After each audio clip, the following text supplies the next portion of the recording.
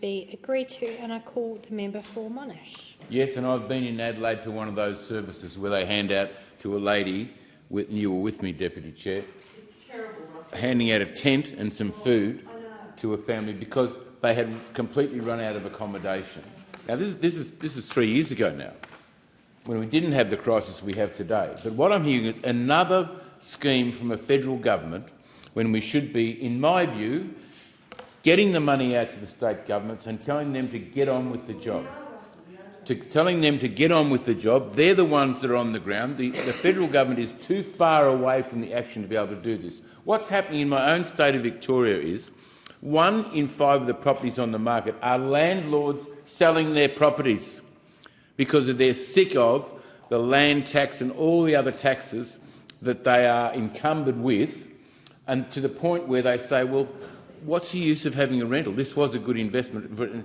46% of the income of the state government of Victoria comes from property taxes, which the federal government has no control over whatsoever.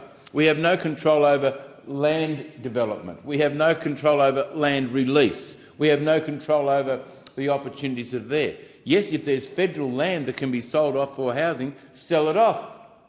Sell it off. Move it.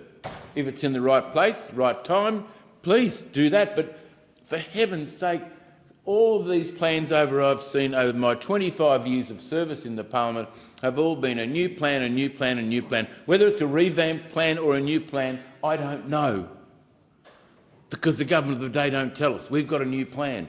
Whose money are they using? The money that was set aside in this budget, the last budget, the budget before that? I don't know. But it probably goes like this. The public servant walks in and says, we need a new name for this same plan. The same plan that hasn't worked for a long time, and this will take 5 years to implement.